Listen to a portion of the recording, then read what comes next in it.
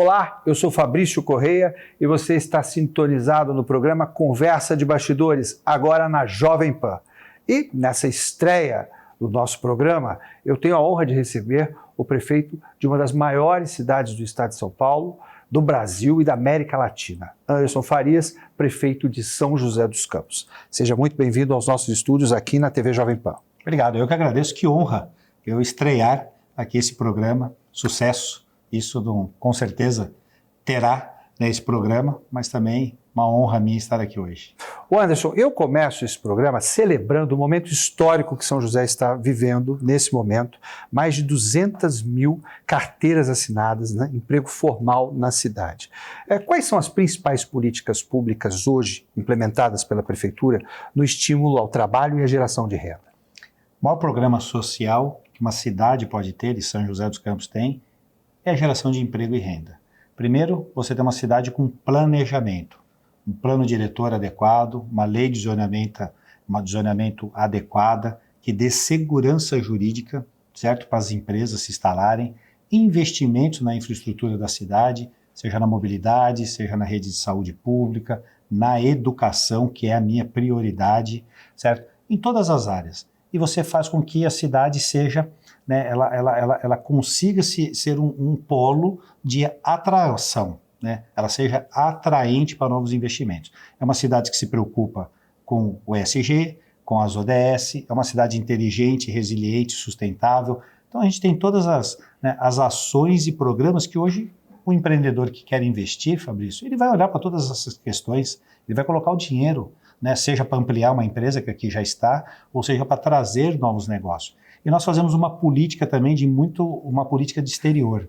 A Secretaria de Inovação e Desenvolvimento Econômico, o PIT, Parque de Inovação Tecnológica, faz muito essa política de parcerias das nossas empresas. A gente sabe do DNA de São José dos Campos, né, da tecnologia, da inovação, iniciando lá na década de 50, com o ITA, né, e tudo aquilo que já se transformou a cidade, uma cidade bem industrial.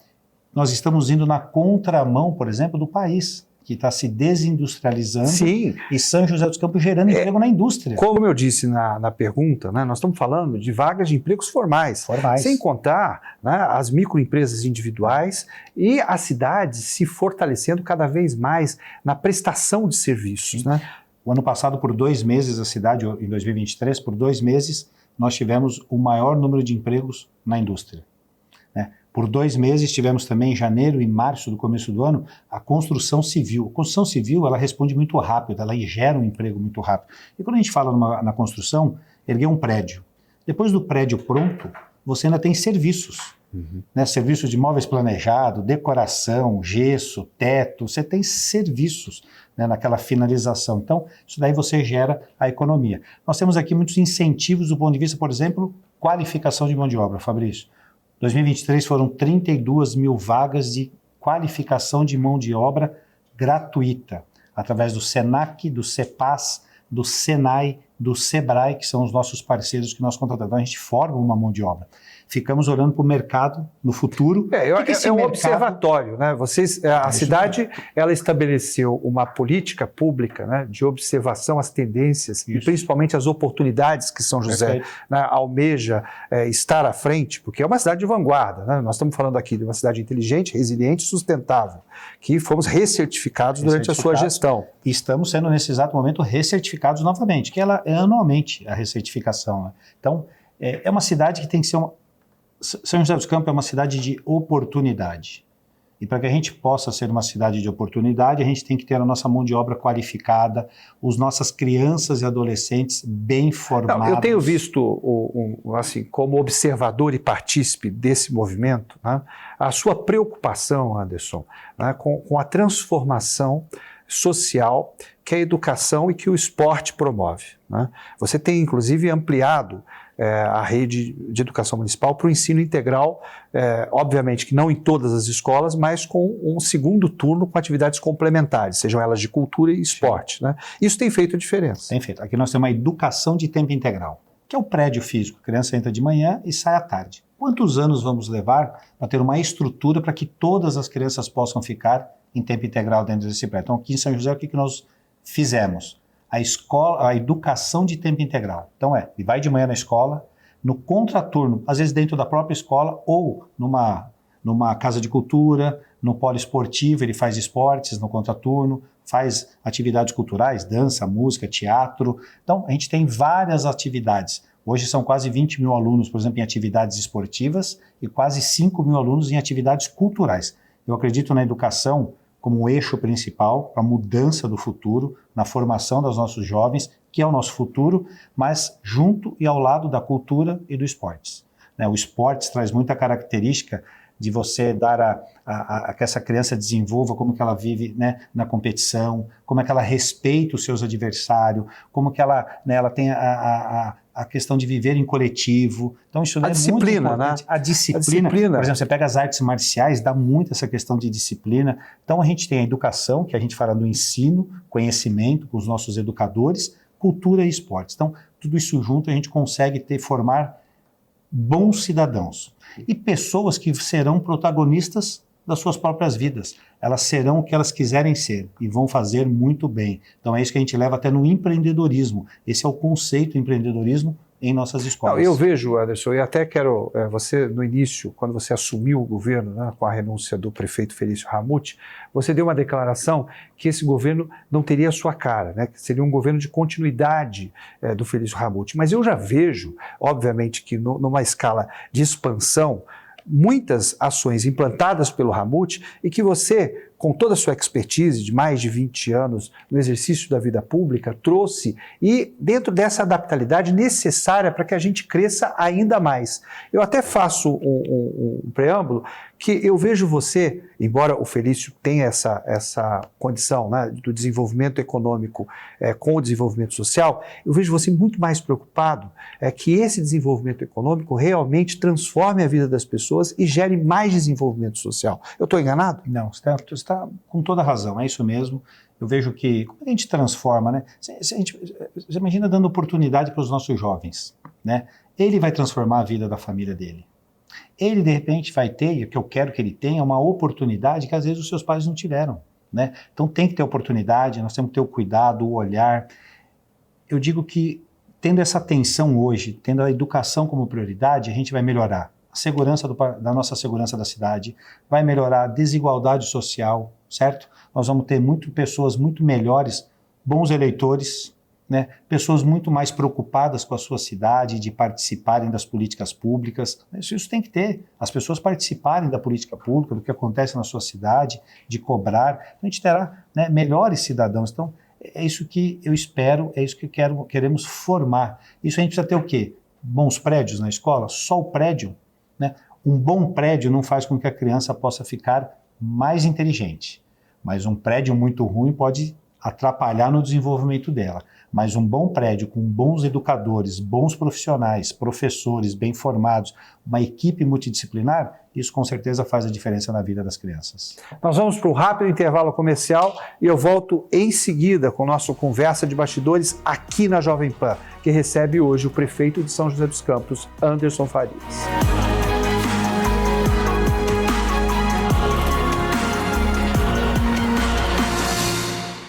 A Risoteria e Restaurante Vila Lobos tem deliciosos risotos, gastronomia variada, ambiente aconchegante e espaço para eventos.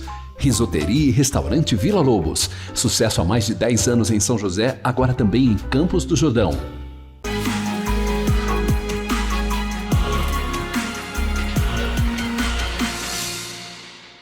De volta com o nosso Conversa de Bastidores aqui na TV Jovem Pan. E eu vou ter que falar de política nesse programa, a gente já está no período pré-eleitoral, né? 2024 é o ano das eleições municipais e eu tenho certeza que isso, de uma certa forma, impacta o gestor público, né? Porque ele tem uma postura de gestor, né? Prefeito, institucional, e uma postura de pré-candidato, nesse primeiro momento, para disputar um segundo mandato, no seu caso especificamente. E eu queria começar, Anderson, fazendo uma análise política do seu governo. De todos os prefeitos contemporâneos da cidade, você é o que enfrentou a maior oposição, né? No momento em que a cidade deu o seu maior salto, né? Você tem uma oposição que eu costumo dizer que é o Fogo Amigo, que foi o único prefeito que dentro da sua base aliada você conseguiu ter uma cisânia, né, uma divergência. E tem a oposição que, de fato, alega questões todas, né, muito bem estabelecidas pela justiça como incoerentes ao exercício da causa pública. Né? Como é que você conseguiu despertar tanta ira nesse cenário político? Não, acho que não é ira não, viu, Fabrício? Assim, acho que no cenário político, primeiro eu não abro mão de alguns valores. Então, para eu governar a cidade, né, seja numa relação com a Câmara Municipal, seja numa relação, né, com os meus colaboradores que trabalham na prefeitura, seja na relação minha com os servidores, com o cidadão. Primeiro é uma honestidade que eu tenho, né, com os meus valores, tem que ser uma honestidade não do ponto de vista da corrupção, isso é algo que nem deve ser discutido, isso é algo que não Até porque não São José existe. já erradicou Nós isso há muito estamos falando tempo. aqui, Né? de repente, de uma honestidade intelectual, Sim. de ser transparente, né, de não abro mão dos meus valores. De não prometer o que não pode cumprir? Prometer o que eu não posso cumprir, de fazer troca, de montar um governo, né, com trocas. Isso a gente não faz, não faço, não farei, entendeu? O que a gente tem que ter são projetos, temos que ter o mesmo ideologia, por isso que a gente junta partidos, né, faz uma coligação com partidos e com pessoas, e que às vezes no meio do caminho essas pessoas, né, vão confundindo e a gente vai se tendo aí alguns rompimentos políticos. Então, acho que, né, eu sempre sou muito tranquilo com essa situação, acho que se a pessoa, né, se diverte de alguma coisa do ponto de vista da cidade que eu esteja fazendo errado, pode ter certeza que eu vou reconhecer. E darei um passo para trás, reconhecer e irei corrigir. Mas fora isso, né, aí eu também não dou nenhum passo para trás quando querem ter algum tipo de vantagem, né, seja na administração pública, ou seja diretamente com a sociedade, ou fazer qualquer tipo de vantagem pessoal, de imagem, né, eu não uso, né, absolutamente nada, nem pela imagem, nem por ganho. Tentaram te calar, inclusive nas redes sociais, né? Então, até nas redes sociais, você tem uma ideia, né, foram lá e conseguiram por um período, né, uma decisão, mas depois ficou comprovado em absolutamente que eu não uso. Hoje, no site da prefeitura, por exemplo, você não vê minha foto e nem dos nome, secretários, nem dos agentes nem políticos. Nem dos secretários, nem dos agentes políticos. Isso não é hoje porque é ano eleitoral, tá, Fabrício? Isso você não vê nem o ano passado, nem o ano retrasado. Não, isso fez parte da gestão Felício. Isso é uma política nossa, que ficou, né, com a gestão do Felício, com a minha gestão também. A gente tem essa transparência com a coisa pública, saber separar o que é público e o que é privado, né? Então, eu tenho isso muito claro. Agora, tem uma outra questão, eu me dedico ao serviço público. Isso foi o meu compromisso quando eu aceitei estar ao lado do Felício. Como vice-prefeito ainda, né, eu falei, aqui eu vou me dedicar, do mesmo jeito que ele também disse, eu vou me dedicar, são 4 anos que eu vou me dedicar. Ele teve uma oportunidade, uma coragem, né, de ter que renunciar, porque a lei assim exige que ele tenha que renunciar. E uma grande oportunidade para a RM Vale, né? Para o Estado, hoje é o nosso grande representante, nossa grande liderança política, vice-governador. Uma interlocução municipalista, né? Juntamente com todas as cidades do Vale. Lógico, o Felício cuida de todo o estado de São Paulo, juntamente com o governador Tarcísio, mas aqui no Vale de uma forma mais especial. Mas aí que nasceu o pecado. Você antecipou o processo, né? Você antecipou o processo eleitoral. Antes, né? Virou prefeito antes. Virou prefeito talvez antes. Alguns, né, tenham ficado chateados de falar assim, pô, essa indicação não fui eu que fiz. Foi apenas um ato que aconteceu em consequência da renúncia Mas do Felício. ficando ainda nessa análise política, né, eu quero te fazer uma pergunta aqui, porque se existe alguém que conhece o Anderson Farias, esse alguém é o ex-deputado Eduardo Cury. Né? O Eduardo, quando prefeito, teve com o Anderson um dos principais baluartes de seu governo, presidindo o PSDB, inclusive quando ele foi a Brasília, coordenando as ações do mandato dele regional, e de repente ele também muda de partido e se coloca como possível pré-candidato dentro de um governo que está dando certo, de um governo que tem alcançado índices espetaculares. São José está na vanguarda do desenvolvimento do Brasil. Né? O que mudou? Olha, da minha parte nada mudou, viu, Fabrício? A saída minha do PSDB, talvez isso, à época, né, o Cury, aliás, o Cury é uma pessoa que eu também conheço muito, é uma pessoa da qual eu tenho muita admiração, muito respeito por ele. Fui secretário, né, trabalhei com ele durante seus 8 anos de governo como prefeito, depois trabalhei, né, e coordenei sua campanha, sua primeira campanha de deputado federal, da qual foi eleito em 2014. Trabalhei também com ele como deputado, e eu ali ao lado dele. Então, o Cury é uma pessoa que primeiro eu tenho, né, uma admiração, um carinho, e até pela oportunidade da qual ele me deu, e eu acho que eu correspondi também, né, com os resultados e com o meu trabalho. Mas hoje, né, a saída minha do PSDB, depois de 28 anos, talvez isso tenha deixado ele um pouco chateado.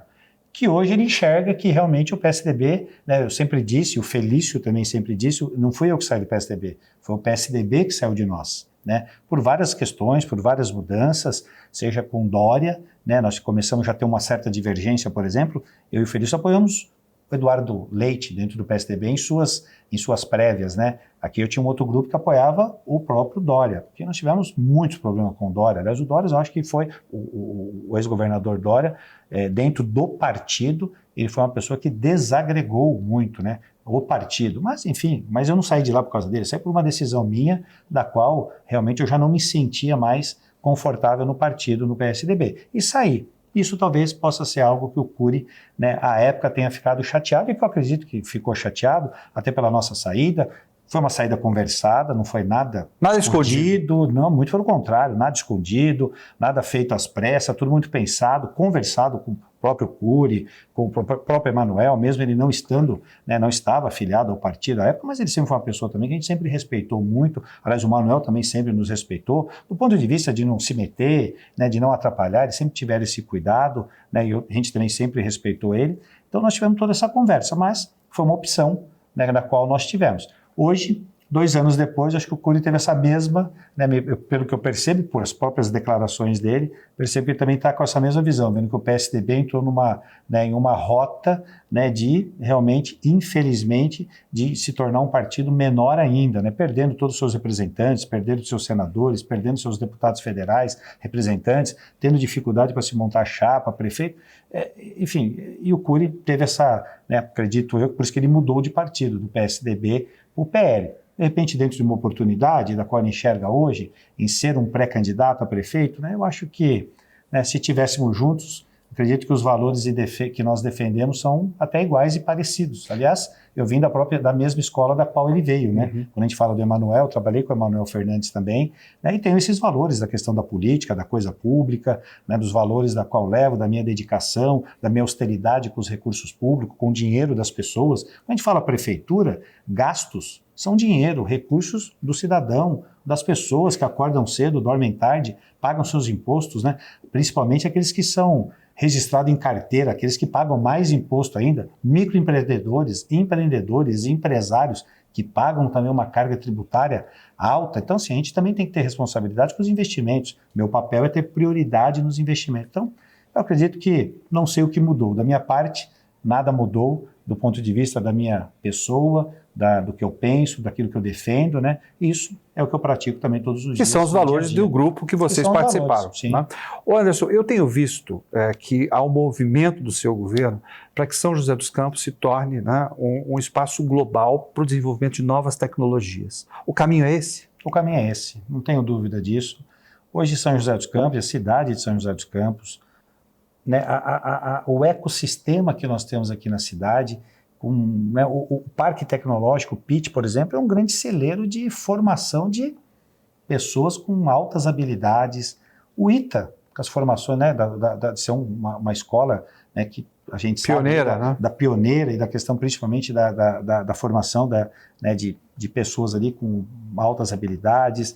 Enfim, vários outros colégios que nós temos em São José dos Campos, seja na rede pública nossa, que a gente, né, tem os nossos colégios que não perdemos em absolutamente nada do ponto de vista, são os colégios particulares, seja do ponto de vista do ensino, seja do ponto de vista estrutural, de material didático, né, de qualificação de mão de obra, de profissionais, educadores. Então, assim, acho que esse DNA que a cidade tem, e hoje, quando a gente fala, tudo está ligado na questão da informatização, da tecnologia, da inovação, né? Cada vez mais isso vai fazendo parte do nosso dia a dia. Quando a gente fala de um satélite, ele já não é algo mais, né? Aliás, ano passado nós tivemos aqui a ISU, International Space, né, University, que foi uma faculdade que trouxe mais de 130 alunos do mundo inteiro para estudar o espaço. Ou seja, quando a gente fala estudar o espaço, ele faz parte do nosso dia a dia. O celular totalmente conectado, totalmente, o Waze que nos direciona, né, não é mais o nem guia mais quatro o termo rodas. Globalização, Eu sou né? da época do guia 4 rodas. Universalização. Né? Hoje você tem o Waze que faz toda a informação, vai para cá, vai para a direita, vai para a esquerda,